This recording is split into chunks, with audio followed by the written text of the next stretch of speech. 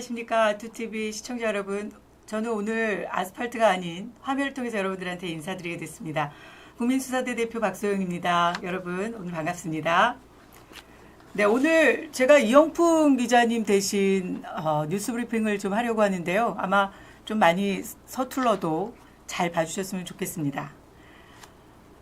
요즘 우리 시청자 여러분들께서도 속이 아니시죠? 지금 우리가 원하지 않았던 조기 대선이 치러지면서 아마 많은 분들이 지금 4개월 동안 고생하셨던 분들 특히 더 그 심정이 어떨지 제가 이해하거든요. 그래서 오늘 저희가 뉴스 브리핑을 하는 과정에서도 유쾌하시지는 않으시지만 저와 함께 오늘 이 상황들 우리가 그럼 어떻게 그러면 대처하면 좋을지 한번 이야기를 나눠보도록 하겠습니다. 오늘 첫 번째 뉴스는요, 사실상, 이 뉴스 자체도 사실 별로 반갑진 않으실 거예요. 그런데 우리가, 이러한 지금 상황들, 현실을 지금 우리가 지금 직시하지 않으면, 저희가 대응할 수 있는 방법이 없기 때문에 오늘 저희가 한번 뉴스를 다뤄보도록 하겠습니다. 지금 국민의힘도 그렇고, 민주당도 그렇고, 경선이 한창이잖아요. 그런데 여러분 아시다시피 민주당 경선은 어떻습니까? 그냥 일당으로 가고 있지 않습니까? 거의 어대 명이다 이런 식으로 얘기가 나올 정도로 민주당이야말로 정말 그 민주주의가 아닌 것 같습니다. 지금 국민의힘은 치열하게 지금 오늘 아마 발표가 있습니다. 4강에 누가 들어가느냐 이 부분이 지금 이제 관건인데요. 지금 이재명은 국민의힘이 경선을 그 방송을 통해서 하는 동안 전국을 누비고 다니고 있습니다. 그래서 저희도 위기의식을 좀 가져야 되지 않을까. 그런 의미에서 오늘 방송에서 이야기를 한번 다뤄보도록 하겠습니다. 조선일보 기사인데요. 이재명이 어딜 갔나 했더니 네, 충청도로 갔더라고요. 네, 여러분 보이시죠? 충청과 함께 진짜 대한민국 만들겠다. 행정수도 세종 이전하겠다. 이런 말을 했습니다. 여러분, 이재명이 이런 말을 하니까 여러분 생각나는 말씀 없으세요? 저는 이 문구를 딱 읽자마자 생각나는 게 있었습니다. 존경하는 박근혜 대통령 이렇게 얘기했더니 진짜 존경하는 줄 알더라. 이재명이 그렇게 얘기하지 않았습니까? 저는 그래서 이게 진짜로 와닿지가 않아요. 정말 이재명이 대통령이 되면 행정수도 세종으로 이전할까? 아니면 진짜 충청과 함께 할까? 여러분 어떻게 생각하십니까? 댓글로 그냥 여러분들의 의견을 많이 달아주시면 좋겠습니다. 그래서 저희와 제가 여러분들의 생각이 어떤지 한번 이렇게 방송을 하면서도 수시로 보도록 하겠습니다. 네, 노크님이 우파의 승리를 쟁취할 때까지 지치지 말고 힘내자고 하셨습니다. 저도 그렇게 이야기하고 싶습니다. 지난 4개월 얼마나 힘드셨어요. 사실 지칠 대로 지쳤지만 우리가 지금 더 이상 지쳐 있으면 그리고 낙담하고 있으면 누가 대통령이 되겠습니까? 그것만은 막아야 되지 않겠습니까? 아마 많은 우파의 국민들이 그런 생각을 할 것 같습니다. 그래서 행정수도를 세종으로 이전하겠다. 본인이 김대중, 노무현, 문재인에 이어서 본인이 지금 대권을 정권을 만들겠다 이렇게 지금 거의 대통령이 된 거나 다름없듯이 그렇게 얘기하고 있습니다. 충청도의 사위라고 얘기하는데요. 이 이재명 정말 저는 이 이재명 후보가 이 조선일보에 지금 이재명 후보가 얘기한 부분에 지금 계속 얘기가 나오고 있는데요.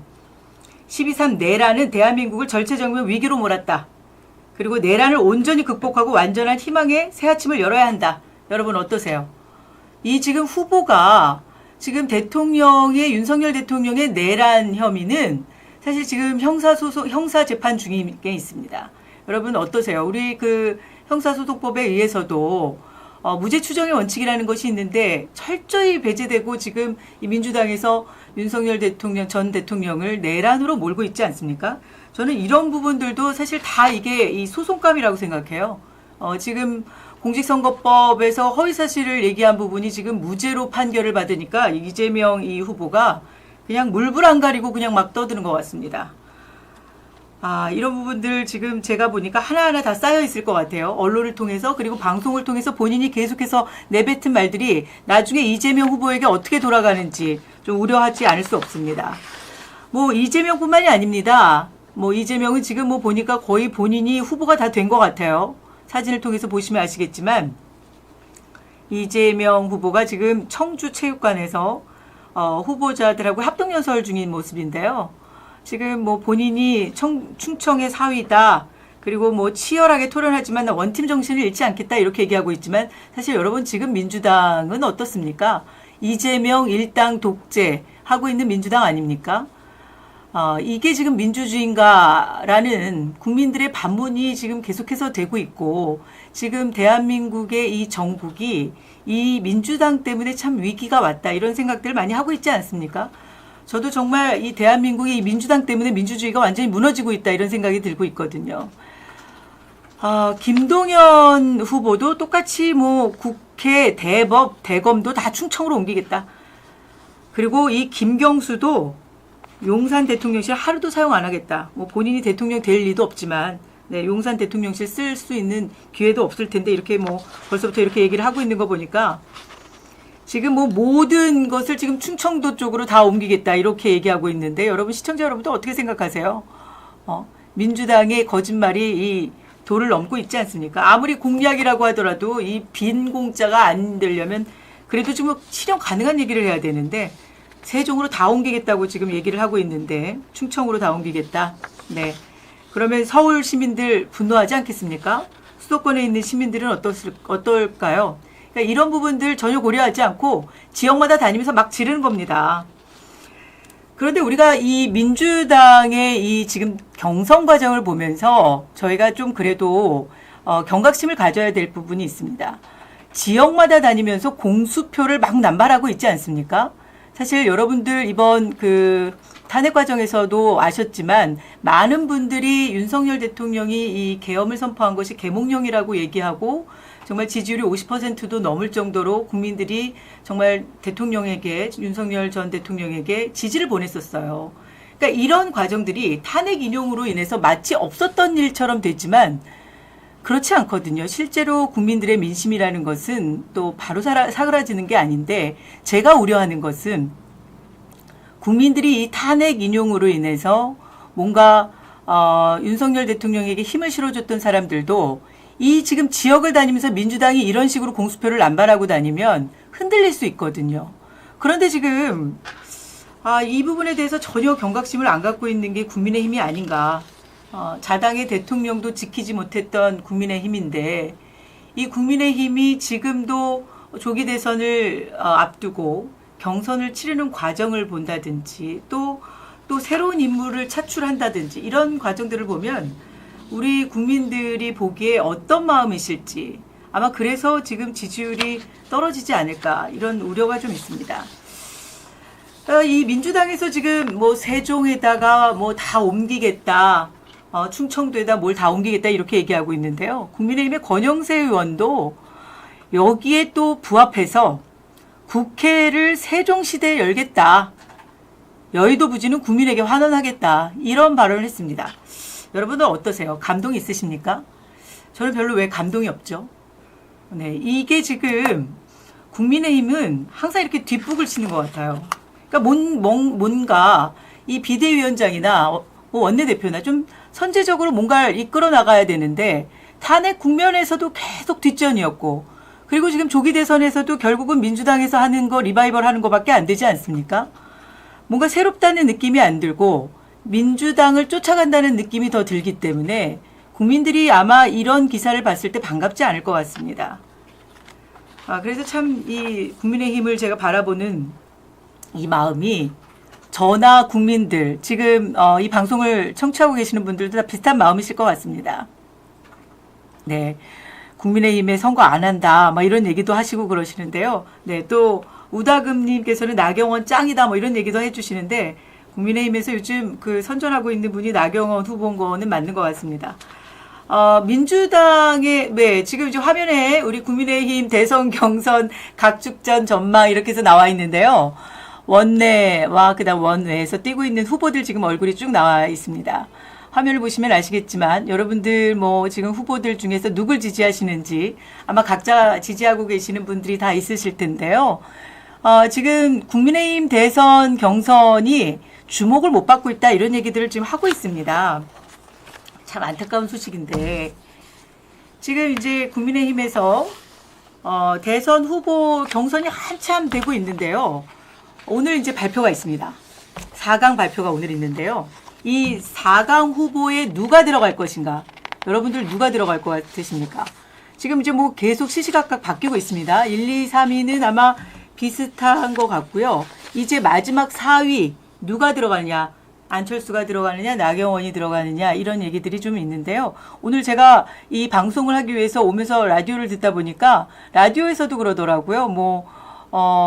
나경원 후보의 이 지금 이 추세, 막 이 따라붙는 추세가 속도가 나고 있다. 그래서 안철수를 지지하는 분인데 안철수가 안 될 것 같다. 뭐 이런 얘기를 하시는 걸 봤어요. 방송을 통해서.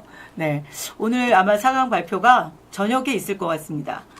그런데 이 국민의힘의 이 경선을 제가 바라보면서 참 안타까운 부분이 있습니다. 이 경선이 지금 아무리 8명이 지금 나와서 이제 1차에서 컷오프가 되고 8명으로 압축이 되지 않았습니까? 그런데 이 압축된 8명이 지금 한창 경선을 하고 있는데 이 경선이 사실 뜨겁게 달아오르지 않는다는 얘기들이 지금 계속해서 나오고 있어요. 그런데 문제는 이 경선이 달아오르지 못하도록 하는 게 또 이쪽 진영의 얘기가 아닌가. 왜 그러냐면 지금 경선 과정에서 이 방송을 통해서 토론을 한다든지 이러는데 이 토론 과정이 아주 스펙타클하게 막 치열하게 돼야 되는데 이 진행하는 과정이 좀 답답하다. 이런 얘기들도 좀 나오고 있고요. 또 뭐 질문하는 수준이라든지 무슨 아마 청년 앵커가 아마 중간에 나왔던 것 같아요. 그런데 이 청년 앵커가 얘기하는 이제 질문 내용이라든지 이런 것들이 이 지금 후보들도 불만족스러운 것 같고 이 방송을 보는 지지자들도 좀 답답해 하시는 것 같습니다. 그러다 보니까 이 방송이 이 경선 과정이 이게 뜨겁게 달아오르지 않는 것 같다는 그런 얘기들이 좀 나오고 있습니다. 그런데 지금 뭐 2차 토론이 조금 더 뜨거웠다고 하죠. 그날 이제 홍준표 후보, 그 다음에 나경원 후보, 이철우 후보, 한동훈 후보까지 나와서 아마 많은 분들이 관심이 있었던 거는 이 한동훈 후보와 나경원 후보, 또 홍준표 후보, 이철우 후보, 이 중에서 이제 세 분이 탄핵에 찬성했었던 분들이고, 한동훈 후보가 이제 탄핵을 어떻게 보면 이끌었던 주동 세력 아니었습니까? 그러니까 그러다 보니까 국민들이 이 토론에 관심을 많이 가졌던 것 같습니다. 그런데 아무래도 그 토론 과정에서 보니까 불편한 질문들이 있죠. 그래서 홍준표 대표가 질문한 내용들, 그리고 나경원 후보가 질문한 내용들, 이철우 후보가 질문한 내용들을 보면 아마 한동훈 후보가 곤란했을 텐데, 저도 방송을 봤지만 한동훈 후보가 전혀 반성의 기미가 없는 것 같습니다. 아마 후보들도, 많은 분들이, 국민들도, 지지자분들도 답답하셨을 것 같습니다. 그런데 이 경선 과정에 찬물을 꼈는 소식들이 또 있었지 않습니까? 여러분들 어떤 소식인지 알고 계시죠? 네, 한덕수 대통령 후보 국민 추대위 곧 출범한다. 이런 뉴스들입니다. 지금 데일리안에서 기사가 떴습니다. 어제 기사죠. 한덕수 대통령 후보 국민 추대위가 곧 출범한다. 여기에 주 멤버들이 누군가 봤더니 손학규, 고건 뭐 이런 분들입니다. 여러분, 손학규 전 민주당 대표, 고건 전 총리, 김만복 전 국정원장, 이런 분들이 핵심 멤버라고 되어 있는데요. 여러분들 이분들 누군지 아시죠? 네, 언제적 손학규십니까? 전 민주당 대표시고요. 고건 이 손학규 전 대표는 바른미래당인가요? 뭐 그쪽에 와서도 결국은 불명예스럽게 또 퇴진하지 않았습니까? 그리고 고건 전 총리는 또 언제적 사람입니까? 김대중 정부에서도 총리를 했고 노무현 정부에서도 총리를 했던 사람입니다. 그런데 이분들이 주류 멤버예요. 그리고 김만복 전 국정원장도 노무현 정부의 국정원장이었습니다. 이분들이 왜 한덕수 대통령 후보를 또 추대했을까요? 네, 이재명을 이길 수 있다면 누구라도 나와라, 이런 얘기인데요. 이게 정말 저는 오히려 이재명을 자꾸 더 띄워주는 게 아닌가 이런 생각이 듭니다. 네, 이재명을 상대할 사람이 그렇게 없어서 한덕수까지 차출하냐, 뭐 이런 국민들의 목소리가 있거든요. 그러니까 저는 참 아쉽습니다. 정말 이 국민의힘이 이런 데에 휘말리면 안 되거든요. 국민의힘은 국민의힘의 경선을 치러야 되는 겁니다. 제대로 된. 그리고 국민의힘 내부에서 뭐 윤석열 대통령하고 선긋기를 한다. 이게 언론이 더 선동을 하거든요. 조선일보, 문화일보, 뭐 여기저기서 뭐 주로 우리가 얘기하는 보수 언론이라고 얘기했던 데서도 윤과의 이 선긋기를 해야 된다, 또는 이런 목소리들을 계속 내면서 후보들에게 그런 질문들을 위주로 또 많이 해요. 이 언론 뭐 예를 들어서 방송 라디오 방송에 나간다든지 이러면 김현정 뉴스쇼 뭐 이런데 여러분들 뭐 이런데 나가야지 또 후보들이 또 인지도가 또 높아진다고 해서 또 방송에 나가면 그 또 질문에 이 후보들이 말립니다. 이 계엄에 대해서 어떻게 생각하느냐, 윤석열 대통령과의 뭐 관계라든지 이런 부분들을 교묘하게 얘기를 하면서 결국은 이것이 이 보수 내부에서 분열을 조장하는 거거든요. 저는 이런 부분들의 이 국민의힘 후보들, 특히 국민의힘의 의원들은 이런 부분에 있어서 되게 취약해 왔단 말이에요. 그동안에 언론이 지금 선동을 하거나 언론이 계속 유도하는 이런 거에 취약해 왔기 때문에 결국은 당을 이 지경까지 만드는 게 아닌가 이런 생각을 저는 합니다. 저도 뭐 국민의힘을 오랫동안 지켜봤지만 국민의힘이 지금까지 이 지경이 된 것은 많은 지지자들이 얘기하는 것처럼 박근혜 대통령 때도 그렇고 이번 윤석열 대통령 때도 그렇고 결국은 똘똘 뭉치지 못하고 그 내부에서 배신자가 나왔기 때문 아니겠습니까? 지금 결국은 이제 국민의힘이 뭐 계속 그 당대표로 거론됐던 사람들, 뭐 이준석 당대표도 그랬고 한동훈 당대표도 그렇고 지금 명태균 사건이 불거지면서 결국 우리는 여론조사에 대해서도 이제 불신하게 되지 않았습니까? 결국 당대표 선거에서도 또는 여러 이 당내 안에서 경선이라든지 이런 과정에서도 결국 여론조작의 힘에 의해서 우리가 전혀 생각지도 않았던 후보가 띄워지는 그런 과정들을 우리가 몇 년 동안 지켜보지 않았습니까? 저는 이 과정들이 국민의힘이 결국 놀아났다. 이런 과정들에서 결국은 내분이 일어날 수밖에 없는 그런 상황들이 됐고 이러면서 결국 국민의힘의 이 자력으로 뭘 할 수 있는 힘들이 점점 그 힘이 없어져 오지 않았나 이런 생각이 듭니다. 그러다 보니까 저희들이 원하지 않는 지지자들이 원하지 않는 당대표가 돼서 그럼에도 불구하고 잘하라고 응원해줬더니 결국은 내부 총질하는 그런 당대표들이 계속해서 나오지 않았습니까? 그런데 언론은 어떠냐면 그 언론에서 그 소위 얘기하는 평론가들 그 다음에 컨설팅, 정치 컨설팅을 한다는 사람들이 주로 레거시 미디어에 나와서 하는 얘기들은 그 내부 총질을 하는 당대표 편을 듭니다.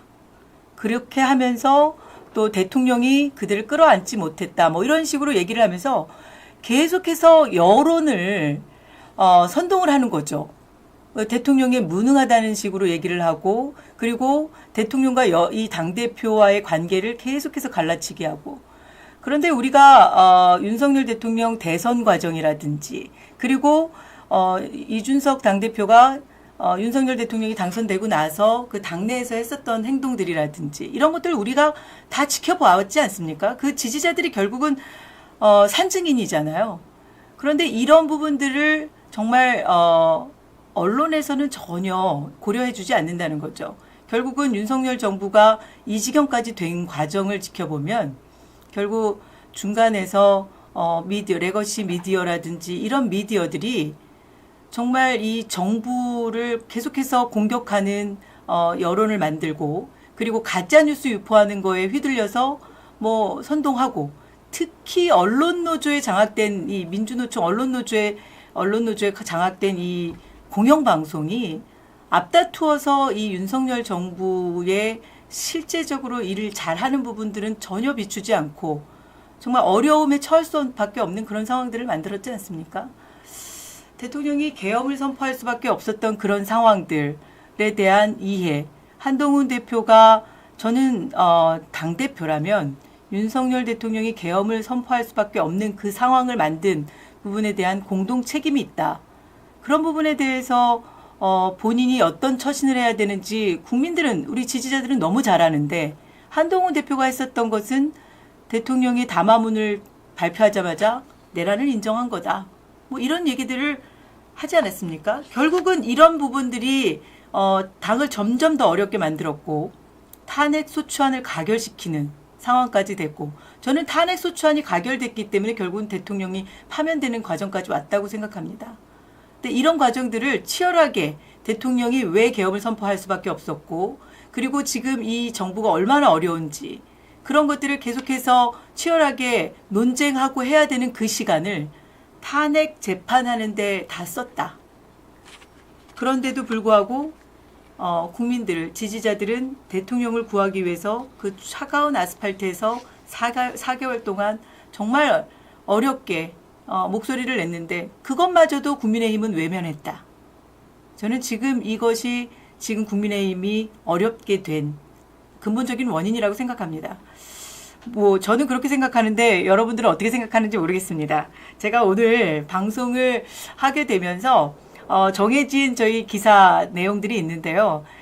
제가 오늘 이 방송이 기회가 되다 보니까 제가 그동안에 4개월 동안 저도 아스팔트에서 탄핵 반대의 목소리를 내면서 많은 국민들과 함께 울며 그리고 이 대한민국이 정말 어디로 가고 있는가 대통령을 정말 2번씩이나 탄핵시키는 이 대한민국을 만들어서는 안 된다라는 그런 목소리를 내왔는데 저도 뭐 내란 동조자다, 선동죄다, 뭐 이런 뭐 레벨 6, 뭐 이런 얘기들을 하면서 저도 사실 그 크리미널 윤이라는 그 사이트에 올라가 있습니다. 정말 대한민국이 참 이상한 방향으로 가고 있습니다.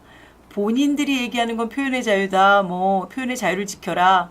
특히 국가보안법에 위배가 되는 얘기도 자기들은 표현의 자유라고 얘기하면서 뭐 북한을 찬양하고 그러지 않습니까? 그런데 우리가 이 대한민국에서 윤석열 대통령이 왜 비상계엄을 했는지 국민들이 이해를 하는 부분들에 대해서 언론을 통해서 얘기하고 거리에서 집회에서 저희들이 집회의 자유를 통해서 저희들이 자유롭게 얘기를 했는데 이것을 저희들의 이 했던 발언들을 선전선동이다 이렇게 얘기하면서 이거를 내란 동조자다 이런 식으로 몰아가는 것 자체가 이건 그 민주주의를 얘기하는 민주당에서 해야 될 짓이 아니다 이렇게 보고 있거든요. 그래서 저도 좀 아쉬운 마음이 있어서 오늘 방송을 통해서 이런 얘기를 좀 하고 있습니다. 이 지금 방송에서 지금 이제 또 다시 국민의힘 경선 과정들을 좀 얘기를 좀 더 이어서 해보려고 하는데요. 오늘 이 한덕수 총리를 얘기를 하면서 또 문화일보에서 이재명 지지율이 50%를 뚫었다. 뭐 이런 기사가 또 났습니다. 탄핵 반대, 탄핵 찬성, 타령을 하고 있는 국힘 5명은 합쳐도 30%대다.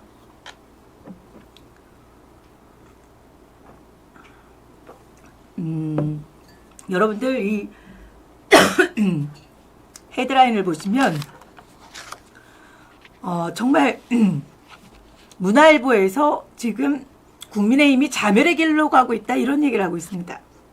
죄송합니다. 제가 그 감기가 심해가지고 이 4개월 동안 이 아스팔트에서 싸울 때도 안 걸렸던 감기가 최근에 감기가 걸려서 목소리가 나쁘지 않은 편인데 오늘 좀 목 상태가 좋지 않은 상태에서 여러분들을 만나서 죄송합니다. 여러분들 리얼미터 조사를 어떻게 생각하십니까?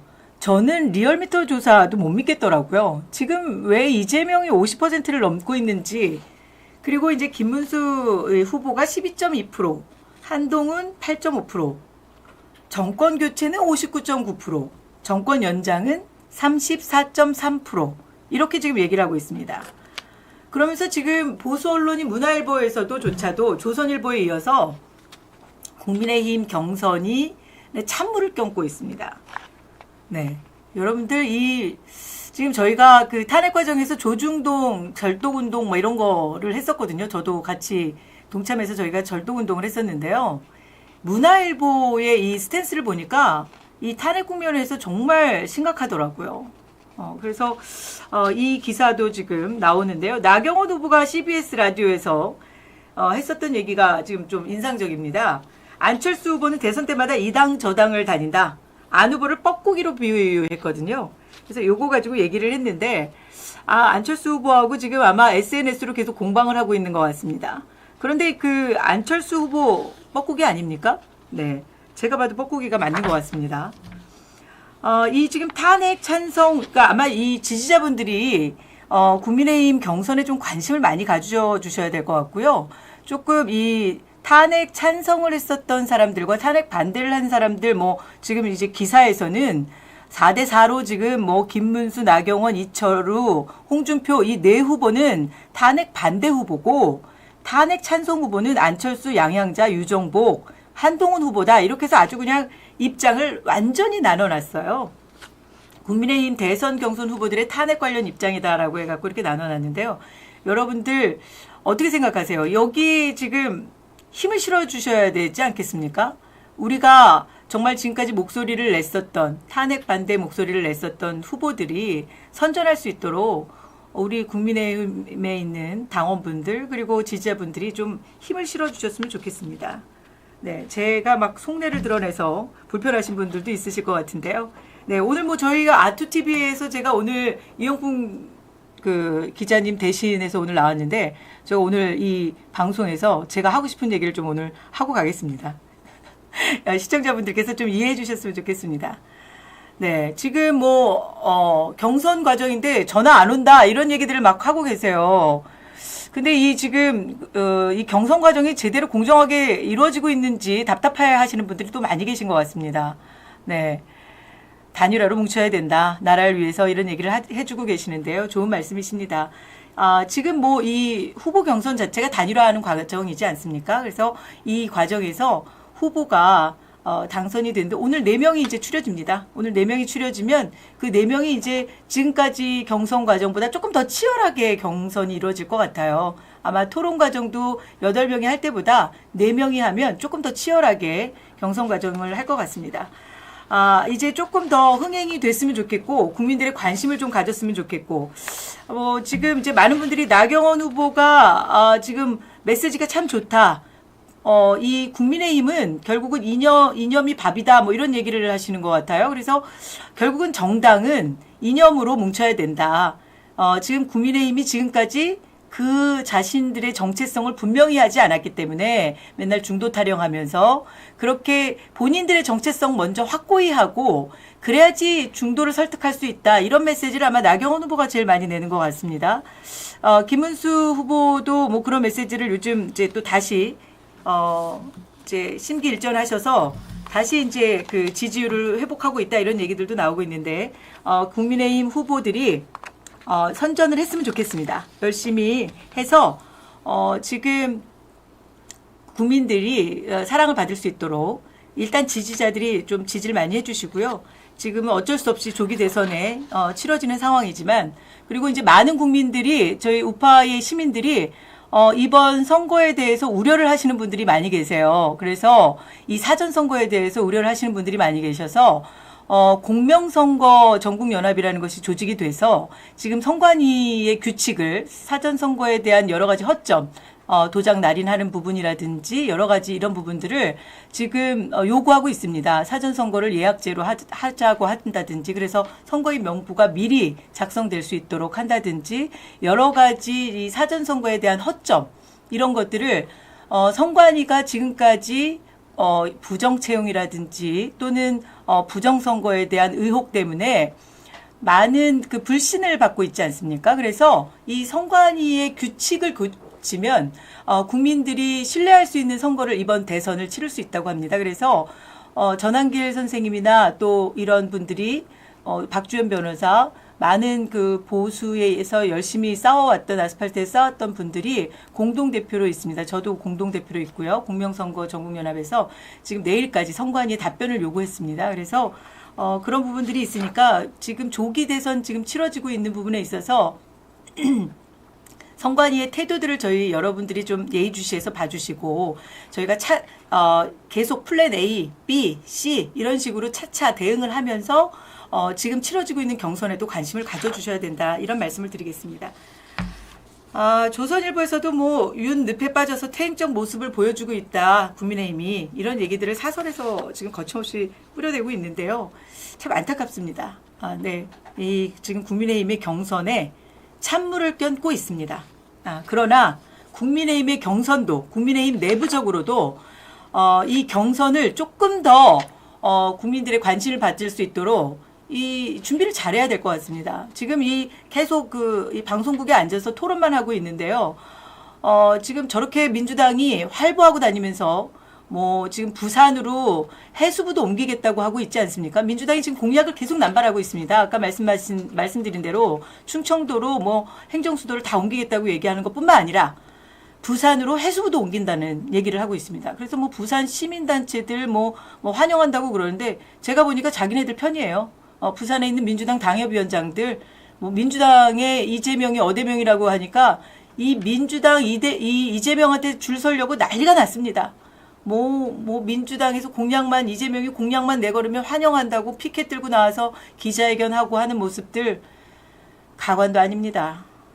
정말 지금 아직 대통령도 안 됐는데 벌써부터 저렇게 줄 서려고 민주당에서 당협위원장들 뭐 시민단체들 지금 저렇게 하는데 대통령이 되면 이 나라의 이 대한민국의 미래가 여러분들 빤히 보이지 않습니까?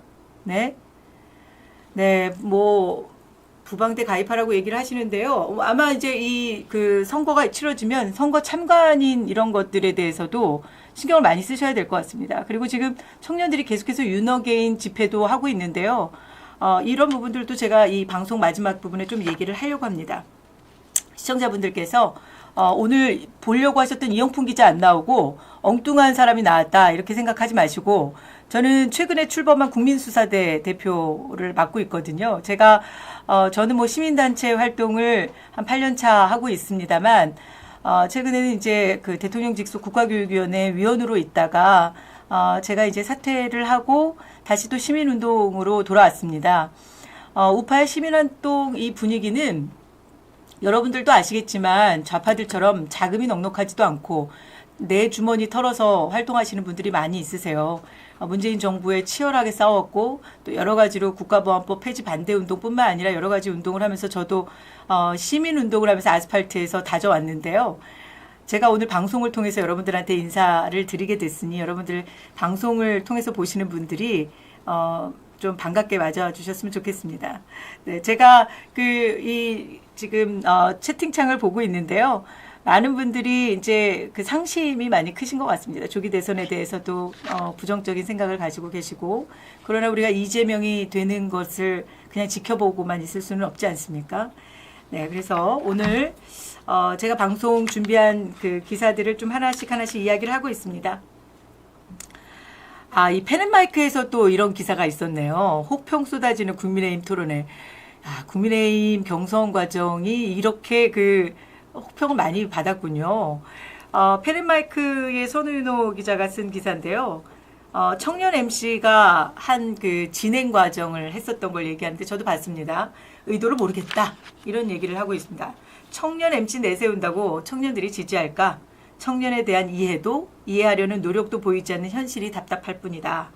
김문수와 홍준표 SNL 출연 반응이 왜 폭발적인지부터 분석해야 된다. 이런 얘기를 기사를 써줬어요. 그래서 이런 부분들을 아마 국민의힘에서 지금 토론 2차 이제 오늘 경선 발표가 나오잖아요. 그러면 이제 4명이 경선이 이루어질 텐데 그 경선 과정에서 어떻게 경선을 치러야 되는지를 아마 뼈아프게 이 기사들을 통해서 아마 보시고 대비를 하셔야 될 거라고 생각합니다. 네, 그래서 또 한 가지 지금 선우윤호 기자가 SNL 얘기를 좀 했는데요. 이 SNL에 출연한 김문수 후보와 홍준표 후보가 아마 폭발적이었던 것 같습니다. 김문수 후보가 나왔던 건 저도 좀 잠깐 봤는데요. 재밌더라고요. 네, 확실히 새로운 이게 이제 코믹한 프로다 보니까 이 프로에서 김문수 후보 같은 분들은 이제 이미지를 좀 바꿀 수 있는 그런 기회인 것 같습니다. 이재명은 신 요구르트다. 이제 부어버려야 된다. 이런 발언을 하셨던 모양이에요. 네. 그리고 그러면서 1번 정직에 서태지가 되어 세대교체하고 싶다는 한동훈 알바생, 2번 서울 편의점 자리 나오니까 대구 편의점 홀랑 그만둔 홍준표 알바생, 3번 아직 면접 합격 안 했는데 벌써 합격한 것처럼 구는 이재명 알바생이라고 선택지를 줬나 봐요. 여기서 지금 김 전 장관한테 가장 진상 알바라고 생각하는 사람 한 명만 골라라 이랬더니 아마 김 전 장관이 이재명 전 대표를 골랐나 봐요. 그러면서 너무 거짓말을 많이 하고 유부남인데 그냥 총각 행세한다든지 이런 거는 저와 안 맞다. 저는 그렇게 해본 적 한 번도 없다. 이런 말을 했다고 합니다. 아마 김문수 후보를 지지하는 분들이 주로 얘기하는 거는 이재명 후보하고 1대1 구도로 했을 때 경기도지사를 서로 똑같이 했잖아요. 그러다 보니까 김문수 후보가 이 경기도지사 때 했었던 그런 업적들이 좀 많이 있더라고요. 저도 찾아보니까 뭐 지금 우리가 편리하게 이용하고 있는 GTX라든지 그다음에 판교 테크노밸리 이런 것들 기본적인 설계 그리고 김문수 후보가 직접 얘기하는 거 보니까 평택으로 삼성반도체 유치하는 과정 이것이 6년이 걸렸다는 얘기를 김문수 후보가 하는 걸 들었습니다. 그러니까 이런 것들을 비교했을 때 이재명 후보가 경기도지사 때 경기도지사로서 했었던 일이 뭘까? 여러분들 기억나는 게 뭘까요? 지금 재판받고 있는 거. 네, 법카. 뭐 이게 가장 뭐 이재명 후보의 경기도지사에서 가장 인상 깊은 사건 아니겠습니까? 뭐 지금도 재판을 받고 있지만 이런 것들이 아마 김문수 후보하고 이재명 후보하고 1대1 구도로 했을 때 누가 더 청렴하냐? 그리고 누가 정말 실질적인 대한민국을 위해서 일할 건가? 뭐 이런 걸 비교를 하다 보니까 아마 김문수 후보 지지하시는 분들은 그 부분을 강조를 많이 하시는 것 같고요. 또 나경원 후보 같은 경우에는 나경원 후보 그 지역구에 지난 총선, 작년 총선에 이재명 후보가 8번인가 몇 번 왔었대요. 그런데 그 류삼용 후보를 그 이재명 후보가 계속해서 그 후원 지지하고 뭐 지원해 주려고 그 동작구에 계속 왔었는데 그 8번이나 지원을 해줬는데도 이 나경원 후보가 당선됐다. 이래서 나경원 후보는 이재명을 이길 사람은 나다. 뭐 이런 얘기를 하는 것 같습니다. 네. 각자 후보들의 이런 메시지가 조금 이렇게 잘 알려졌으면 좋겠습니다. 저는 좀 관심을 갖고 봤는데요. 또 재밌고 시원하다. 펜앤마이크에서 또 기사 하나 난 게 있습니다. 홍준표에 빠진 청년들 해가지고 SNL 출연 영상 116만 뷰나 돌파를 했답니다. 이렇게 많이 조회수가 나왔어요. 야, 이거 뭐 홍준표 후보한테는 큰 힘이 됐겠는데요. 홍 후보를 향한 젊은 층의 관심은 유튜브 쇼츠에서도 이어지고 있으며 각종 짧은 영상 클립에서 홍준표 관련 컨텐츠가 높은 조회수를 기록하는 등 청년층의 반응이 뜨겁다. 이런 얘기를 하고 있습니다. 네, 홍준표 후보는 SNL에 출연한 것이 아주 득이 된 것 같습니다. 네. 네, 이런 얘기들이 좀 있습니다. 그리고 또 나머지 한번 또 기사를 하나 볼까요? 이거 말고도 또 하나 이제 제가 그 기사 하나 본 것 중에 어떤 게 있냐면, 제가 이 기사 하나 한번 보겠습니다. 뉴시스에 나온 기사인데요. 한동훈 후보 얘기를 좀 해볼까요? 뉴시스에 한동훈 후보가 개엄 막았다! 이런 얘기를 했습니다. 여러분들 그 후보자들 토론하는 과정 지켜보셨죠? 그 후보자들 토론하는 과정에서도 이 한동훈 후보하고 지금 계속해서 이 계엄 문제 가지고 공방이 이루어지고 있습니다. 근데 그때마다 계속 한동훈 후보가 얘기하는 것은 국민을 위해서 자기가 계엄을 막았다 이런 주장을 했습니다. 참 이거를 얘기해서 지금 우파 쪽에서 또는 이 윤석열 대통령을 지지하는 층에서는 아직도 정신 못 차리는구나. 본인이 무슨 짓을 했는지 아직도 모르는구나. 이런 얘기들이 지금 계속 비판이 이어지고 있는데요. 여러분, 이것을 한동훈 후보가 개엄 막았다라는 말을 한 쾌에 보내버린 사람이 있습니다. 누구냐면 민주당의 과방위원장을 하고 있었던 최민희입니다. 네, 우리 최민희 별로 안 좋아하잖아요. 네, 아주 그 지독하다. 그리고 뭐 과방위에서 하는 거 보면 정말 상상을 초월하지 않습니까? 국회의원 수준이 저거밖에 안 되냐 이런 비판들이 많은데 최민희가 뭐라고 했더니 구해줬더니 배은망덕. 야, 저는 솔직히 제가 한동훈이라면 이런 소리 들으면 정말 진짜 너무 수치스럽지 않아요? 구해줬더니 배은망덕. 민주당에서 구해줬답니다. 결국은 한동훈은 민주당에서 구해준 겁니다. 네, 본회의장에 입장시켜줘서 뭘 구해줬나 봤더니 본회의장에 입장시켜줘서 구해줬다는 거예요. 어디다 대고 어그로를 부리나. 지금 이 최민희가 이런 얘기 듣고 정말 수치스럽지 않습니까? 그날 왜 여러분들 12월 3일 비상계엄 선포 이후로 비상계엄이 해제되는 과정 여러분들 기억하시죠? 아마 기사를 보시면 이재명하고 한동훈이 악수를 하는 과정이 기자가 위에서 이렇게 공중 위에서 찍은 사진이 기사화가 많이 됐었는데요. 여러분들 지금 결국은 본회의장을 민주당에서 입장을 시켜줬다는 거 아니겠습니까? 근데 참 민주당도 웃기죠. 본회의장에 입장시켜서 이 지금 결국은 한동훈하고 이 한동훈을 지지하는 이 국회의원들, 계엄 해제한 사람들, 그 사람들이 지금 결국 민주당하고 계엄 해제하는데 동의한 거 아닙니까? 뭐 계엄 해제까지는 그렇다 치자고요. 그건 윤석열 대통령도 예상을 했다고 하더라고요. 그 계엄을 해제할 것이라는 것을. 왜냐하면 다수당이 민주당이고 그리고 한동훈을 따르는 사람들이 있었기 때문에 뭐 그 정도는. 그리고 그렇게 해서 계엄 해제가 됐는데 그 계엄 해제 이후에 이 한동훈의 행보가 더 문제라는 거죠. 그러면서 이 최민희가 또 뭐라고 했냐면 비상계엄 때 이재명 전 더불어민주당 대표의 위기관리 능력이 증명된 건 세계가 아는 사실이라고 이렇게 덧붙였습니다. 야, 이 민주당에서 이재명을 향한 이재명에게 이 잘 보이기 위한 이런 발언은 이 닭살 발언은 정말 어디까지 우리가 들어야 되는 겁니까?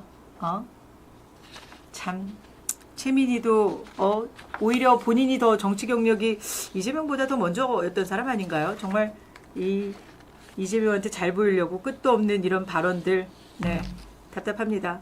그런데요, 이런 최민희를 국민의힘의 권성동 원내대표가 고발한다고 합니다. 동아일보 기사를 볼까요? 권성동이 이 비판하면서 입틀막 독재 최민희 과방위원장을 고발하기로 했다. 그래서 이재명 대통령 되면 절대 권력 1인 독재길이다. 최민희 직권남용 공무집행방해죄로 고발할 예정이다. 이렇게 얘기했습니다. 이재명 더불어민주당이 대선 경선 후보를 비판하면서 입을 틀어막기 하겠다는 이재명 세력의 행태는 이재명 1인 독재로 나아가겠다는 의지를 보여준다. 이렇게 비판하면서 이 과방위원장의 직권남용 혐의로 고발하겠다고 했는데요. 아마 이 비상대책 국민의힘 비대위에서 국회 과방에서 경악할 만한 이틀막 사태가 일어났다. 이런 얘기가 있었습니다. 그래서 그 내용을 한번 살펴볼까요? 어떤 일이 있었는지. 그 기사 내용을 보면은요. 권성동 원내대표가 뭐라 그랬냐면 우리 당 박정훈 의원이 문재인 정권의 통계조작 범죄를 지적하면서 이 후보의 거짓말 행각을 비판하자 민주당 최민희 과방위원장이 일방적으로 박정훈 의원의 마이크를 꺼버렸다는 거예요. 과방위원장이 최민희가 됐을 때부터 우리가 다 예상했었던 일이고요. 그동안 최민희가 과방위원장으로서 보여줬던 행태들 우리가 다 하나하나 기억하지 않습니까? 이진숙 방통위원장한테 했었던 일들 이런 거 다 봤는데요. 이게 또 마이크를 꺼버렸군요. 네, 그래서 지금 독재다 이런 얘기가 나온 것 같고요. 이재명을 비판하면 국회의원 마이크까지 꺼버리는 의회 독재 세상이 열렸다. 그러니까요. 이거 지금 윤석열 대통령이 비상계엄을 통해서 얘기하려고 했었던 거 아닙니까? 그러면 국민의힘이 그때 힘을 합쳐서 이 민주당의 악행을 알렸어야 되는 게 먼저지. 탄핵소추안을 가결시키는 게 먼저였습니까? 근데 두고두고 정말 이 국민의힘은 늘 후회할 일만 하는 것 같습니다. 위기에 대해서 대처하는 능력이 너무 없고요. 그리고 이 위기 상황에 됐을 때 국민의힘이 똘똘 뭉치는 이런 것도 정말 너무 부족한 것 같습니다. 너무 안타깝고. 이 의회 독재 2년 반 동안 지난 3년 동안 저희가 다 보지 않았습니까? 지금까지 의회 독재하는 거 계속 봤고 솔직히 탄핵을 22번이나 남발하고 그리고 대통령 비상계엄 이후로도 결국은 탄핵을 계속 남발하지 않았습니까? 그래서 32번까지 탄핵을 한 거 여러분들 이게 지금 의회 독재라고 계속 얘기했었는데 이제는 결국은 이 대통령 끌어내리고 나서 이재명까지 대통령을 만드는 상황까지 온 겁니다. 이것에 지지자들이 분노하는 거고요. 네, 우리가 지금 많은 분들이 상실감에 빠져 있는 이유이기도 합니다. 국민의힘은 그 국민의힘을 지지해줬던 그 지지자들에게 정말 100번 사죄해도 모자랍니다. 비상계엄 이후로 권성동 그 원내대표도 그렇고 비대위원장이 제가 이제 행동하는 자유시민 대표를 하고 있을 때, 그리고 이제 저희가 그 행동하는 자유시민의 이제 3.0 대표가 이제 유정화 변호사인데요. 유정화 변호사하고 그때 우리가 비상계엄이 터지고 나서 한동훈 그 사퇴 촉구 서명을 받았습니다. 그래서 그때 그 당시에 며칠 만에 7만 명이 넘었어요. 그래서 그거를 권성동 원내대표한테 제출을 했었고, 그리고 나서 비대위가 꾸려졌는데 권영세 비대위원장이 들어와서 저희들이 정말 한동훈 당대표를 사퇴시키고, 그리고 권영세 비대위원장이 들어왔지만 저희들이 원하는 그런 방향으로 끌고 가지 않았습니다. 네. 그런데 이 권영세 비대위원장이 지금 사실 이런 부분들이 정말 우리 국민들에게 지지자들한테 사과를 하고, 그리고 대통령이 비상계엄을 선포할 수밖에 없는 그 상황, 거기까지 내몰릴 수밖에 없는 그 상황을 국민의힘이 만든 부분도 있다는 거, 그거에 대해서 사과를 해야지, 비상계엄을 한 걸 사과를 하지 못해서 안달이 났었던 그 상황들을 우리 지지자들이 더 화가 났었던 거거든요. 그때 참 다시 돌아봐도 참 안타깝습니다. 그래서 이 지금 권성동 원내대표 뭐 이렇게 언론을 통해서 얘기를 해봐야 이거 뭐합니까? 결국은 정치인들의 그냥 정치 행위일 뿐이지 이것이 근본적인 문제를 해결하는 일이 아니지 않습니까? 그래서 이 최민희 같은 사람을 아직까지 과방위원장으로 놔두는 것 자체도 문제 아닙니까? 무슨 고발만 하면 뭐합니까? 그리고 이미 정권 뺏기고 또 지금 윤석열 대통령이 결국은 탄핵되게 만들고, 그리고 이 정권까지 뺏기는 위기까지 왔지 않습니까? 직권남용, 공무집행방해죄로 고발만 하면 뭐합니까? 참 안타깝습니다. 뭐 고발 얘기가 나오니까요. 또 다른 얘기가 하나가 있는데요. 펜앤마이크의 단독 기사입니다. 이재명 후보 부친 행적을 의혹을 제기한 아마 언론인이 있었던 모양이에요. 그 언론인이 쓴 책이 지극히 사적인 생각, 그의 운명에 대한 뭐 이런 책이 있는데요.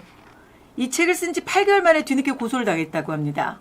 이재명 후보 부친 행적이 아마 여기에 있는 모양인데요.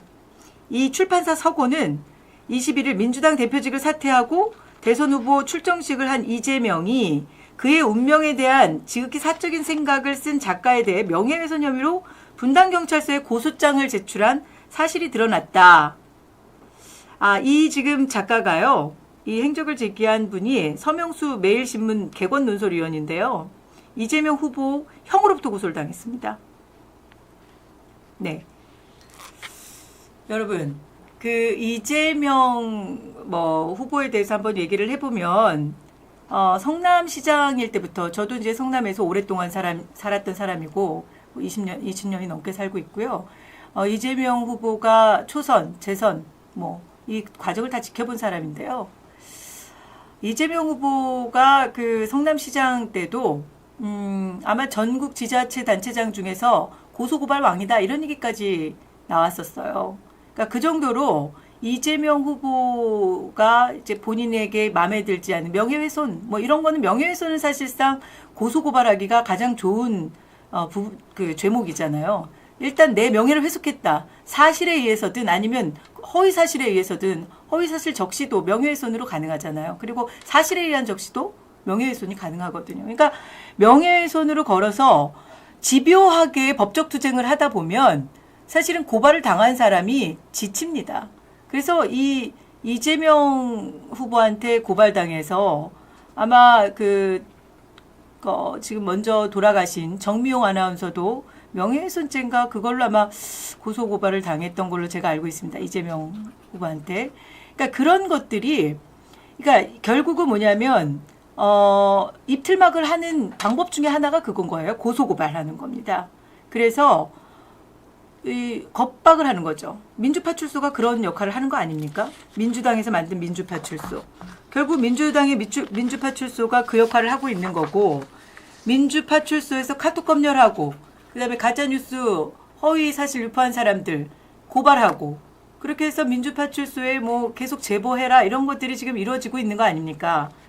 그러니까 이 지금 작가도 결국은 이재명의 뭐 형으로부터 고발당했다고 하지만 뭐 기세등등하죠. 뭐 이재명 동생이 이제 대통령 후보로 나와 있고, 이제 모든 법적 사법적 리스크도 다 날리고 무죄까지 받았는데 사법부가 지금 정신 못 차리고 지금 결국은 무죄까지 내린 거 아닙니까? 이제 이 지금 대법원에 가 있지만 지금 조기 대선 치르는 상황에서 이 지금 대법원 판결도 언제 날지 모르는 거 아닙니까? 그래서 이런 부분들 의혹 제기한 거에 대해서 지금 결국은 고발을 했는데요. 맞고소하겠다고 합니다. 이 작가가 이재명을 무고죄로 맞고소하겠다. 이렇게 지금 나와 있는데요. 이건 아마 재판 과정에서 결국은 무엇이 진실인지 드러날 것 같습니다. 이런 용기에 이 작가의 이 무고죄로 맞고소하겠다는 용기에 저도 박수를 보냅니다. 그런데 이재명 쪽하고 싸우는 싸움이 이게 쉬운 싸움이 아닙니다. 지금 그 재판 받는 과정에서 많은 사람들이 좀 지금 의혹이 있는 죽음들이 많이 있지 않습니까? 그래서 정말 국민들이 이거 정말 이재명 같은 사람이 대통령이 되면 되겠냐. 이런 여론도 만만치 않은 겁니다. 그런데 이 언론이 뭐 여론조사다 뭐 해가지고 뭐 50% 넘는다 이런 식으로 띄우는데요. 저는 정말 이 대한민국 언론 정신 차려야 된다고 생각합니다.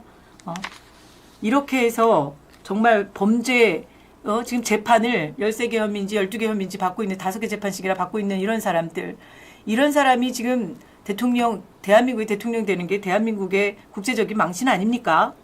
이런 거에 대해서 당당하게 얘기할 수 있어야 되는 게 언론인들 아닙니까? 네, 제가 지금 좀 전에 민주파출소 얘기를 했더니 국민의힘에서도 국민 사이렌이라는 것을 만든다고 합니다. 공식 출범한다고 해요. 이게 지금 저희가 국민수사대가 지난주에 출범을 했는데 이미 저희는 2월 달부터 국민수사대가 만들어져서 저희도 민주파출소의 피해자들이라든지 아니면 가짜뉴스 그리고 내란 선전선동했던 사람들 이런 것도 지금 저희도 계속 고발을 받고 있습니다. 신고를 받고 있습니다. 그런데 이 국민의힘에서도 여태까지 좀 미온하게 대응을 하다가 민주파출소 같은 걸 만드는 거는 온당치 않죠. 우리가 왜냐면 공당이 민주파출소 만드는 거는 마땅하지 않다고 저희들 계속 비판해 왔거든요. 그런데 국민의힘에서는 국민 사이렌은 민주파출소에 의해서 고발을 당한 사람들을 법적인 지원을 한다는 그런 기구랍니다. 뭐 지금이라도 그런 기구가 출범한 건 잘한 것 같습니다. 그냥 이름만 나오는 게 아니었으면 좋겠습니다. 또 한 가지 슬픈 소식이죠. 서부지법의 난입 폭력 사태 수사가 마무리가 됐다. 우리 우파 지지자들이 정말 많이 안타깝게 생각하고 있고 우리 서부지법에 지금 구치소에 있는 젊은 청년들을 위해서 많은 분들이 지금 도와주고 있고 응원하고 있는데요. 경찰이 결국 143명을 검찰에 송치했다고 합니다. 구속한 인원은 90명이 넘고요. 그 다음에 불구속으로 48명, 구속한 사람 95명.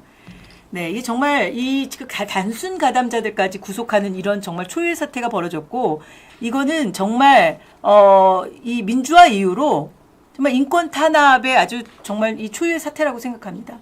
이거는 정말 우리들이 계속해서 지켜봐야 되는 거고요. 인권 얘기했던 사람들이 지금 침묵하고 있는 것 자체가 정말 말이 안 된다고 생각합니다. 이 지금 구속해갖고 수사하는 과정도 이거 다 파헤쳐 봐야 된다고 생각합니다. 마지막으로 제가 하나만 다루고 뉴델리의 좌파는 타락했다. 좌파가정 출신 청년 윤어게인 네 연세대학교 박준영 학생에 대해서 인터뷰한 기사가 있는데요. 저는 이 부모들이 정말 반성을 해야 된다고 생각합니다. 이 학생을 통해서 저는 이 시사하는 바가 크다. 우리 사회에 시사하는 바가 크다.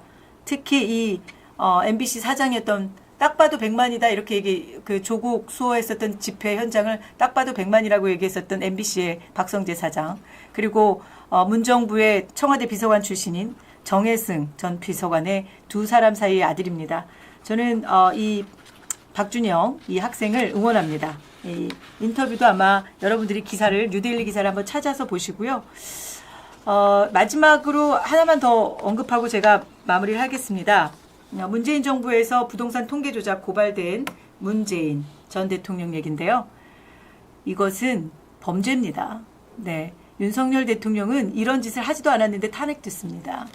그런데 지금 5년 동안 이런 국민을 속이고 이 김수현, 김상조, 김현미 이 사람들 1심 재판, 첫 재판 이제서 이루어지고 있습니다. 윤석열 정부 초기부터 이 통계 조작 얘기 계속해서 나왔거든요. 감사원에서 결국은 이런 통계 조작, 이거 감사원 결과 발표하려고 하니까 감사원도 탄핵시켰던 거 아닙니까? 국민들이 이제 정신 차려야 됩니다. 그래서 이 지금 사법부가 저는 뭐 윤석열 대통령 지금 형사재판도 진행이 되고 있지만 이 문재인 정권에서 했었던 이런 그 범죄들 그리고 이재명 후보가 하고 있는 이 지금 재판받고 있는 거 이거 사법부가 이제 대한민국의 이제 민주주의를 그리고 또 법치주의를 지킬 수 있는 마지막 보루 아니겠습니까? 네, 오늘 저희가 국민수사대에서는 국회에서 2시 20분에 소통관에서 지규현 판사 지금 재판부 바꾸라고 좌파들이 지금 공격을 하면서 5만 명 하루 만에 5만 명 서명 받았다고 얼마 전에 기자회견을 했습니다. 그래서 저희도 맞불로 서명을 받기 시작했습니다. 지규현 판사 지금 재판부 흔들지 마라. 그리고 이 재판부 보호해야 된다. 조희대 대법원장에게 저희들의 서명을 전달하려고 해서 저희도 거의 하루 반 만에 7만 명이 넘었습니다. 저희가 10만 명 채워서 조희대 대법원장에게 전달을 하려고 합니다. 이 방송을 통해서 보시는 분들도 그 서명에 동참해 주시고요. 오늘 저희 소통관에서 국민수사대에서 기자회견을 할 겁니다. 지규현 판사가 지금 재판을 맡고 있는데요. 대통령의 재판, 형사재판을 맡고 있는데 이 재판부를 흔들려고 지금 뭐 국민의힘 해체운동본부인가 뭐 이런 시민단체를 가장한 정치집단 아니겠습니까? 이런 사람들이 지금 하고 있습니다. 그래서 또 뭐 군인권센터 임태훈 이런 자들이 또 지규현 판사한테 이 윤석열 대통령을 재구속하라. 뭐 10만 서명 받았다 이러는데요. 아니 쟤네들 5만 10만 뭐 채우는 거 쉽지 않습니까? 뭐 민주노총 다 총동원 내렸을 텐데 저희들은 국민들이 자발적으로 나서서 7만 명 채웠고요. 또 10만 명을 향해서 가고 있습니다. 네, 오늘 제가 이용풍 기자 대신에 처음 아투TV를 통해서 인사를 드렸습니다. 여러분 방송을 통해서 보신 분들이 오늘 1시간 어떻게 보내셨는지 모르겠습니다. 제가 좀 준비하는 과정이라든지 이런 것들 뭐 많이 미흡한 부분들도 있고 오늘 방송을 통해서도 부족한 부분이 있는데요. 지금 이제 그 채팅창에도 제가 아투TV에도 부탁을 드리겠습니다. 그래서 커뮤니티 그 채팅창에다 좀 커뮤니티에다 좀 올려달라고 말씀을 드릴게요. 저희 주 PD님한테 이 말씀을 드릴게요. 그러면 그거를 좀 동참해 주시고요. 그래서 지금 지규현 판사가 재판부가 뭐 아니 좌파들이 바꾸라 그러면 재판부도 바꾸는 그런 세상은 좀 말이 안 되지 않습니까? 그래서 오늘 좀 그런 부분에 동참을 해주시고요. 제가 오늘 많은 부분이 조금 부족했지만 오늘 방송에 동참해 주셔서 감사하고 또 채팅창에 글 남겨주신 분들 너무너무 고맙습니다. 조기 대선이지만 여러분들 힘내시고요. 우리가 아직 희망이 있습니다. 지금 사전선거에 대해서도 저희들이 목소리 계속 내고 있으니까요. 여러분들 끝까지 지지해 주시고 아투TV도 계속해서 구독해 주시고 좋아요도 많이 눌러주시기 부탁드리겠습니다. 저는 오늘 인사 이렇게 드리겠습니다. 고맙습니다.